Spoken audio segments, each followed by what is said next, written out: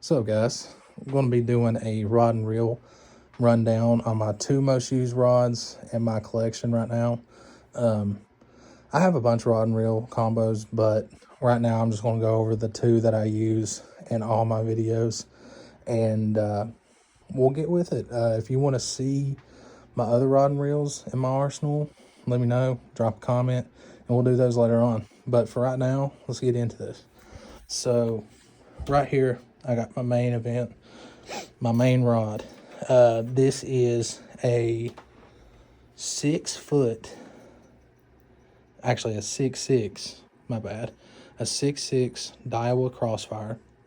It is a medium powered rod, and I love this thing. You get so much backbone to this thing, and you can control these big trophy trout that I've been catching so easily with this thing. I love being able to hold up with these fish. I was a big ultralight fisherman for a long time, and love ultralight fishing, but I really wanted something that could have some backbone for these fish, and I end up picking this up at Walmart, and this thing runs you about $30, which is a great price point for this. It's actually kind of a steal for this price. I mean, Daiwa speaks for itself, and to have a medium powered 6'6" rod with cork handles, and just it's built well.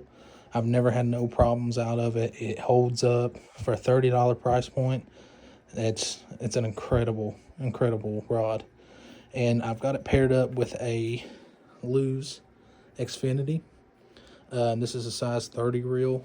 I was rolling a Shimano FX 2500 on this, but I run into some problems with that, which you get with a $20 reel, but still, the Shimano FX is a pretty good reel for a $20 price point.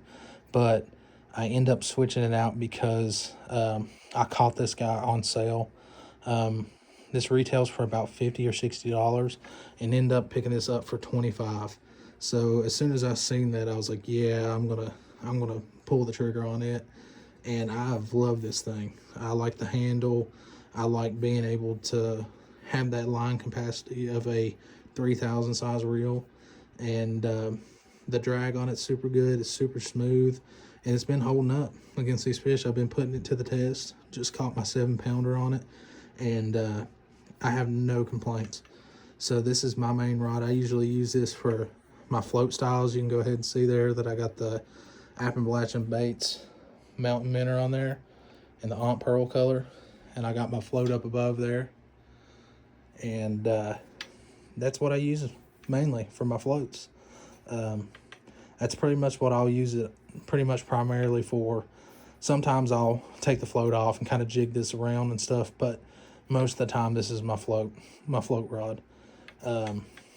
So we'll get on to our next one here, and this is my finesse rod. This is a B&M Fishing Sam Super Sensitive. If I'm not mistaken, I think this is a medium powered rod also. I love this thing. You can also get this at Walmart as well. You'll notice a lot of my rod and reels are not the most expensive ones, but they're good quality for a good price point, and that's what I'm all about here. So all these rod and reels that you see me use are something that everybody can get and everybody can access and use, and not be too pricey. This rod runs you about $50. I think it's like 55 to be exact. And I love this thing. You get the backbone of a medium style rod, and the thing that makes it different from the one I have there is it's got a little bit more sensitivity in the tip of it, which is great for this finesse style. I've been using it for my streamers, as you can see there. It gives it good action in the water. I'll use this with spinners, little swim baits, anything that's real finessey and moving. This is what I'll use for it. I got it paired up with a Shimano Sienna 3000.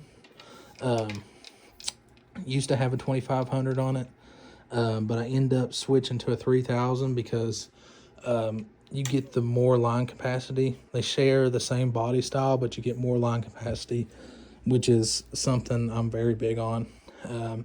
Hate having to put more line on my reels, so with that deep spool of the 3000 size, it just makes more sense to roll with it.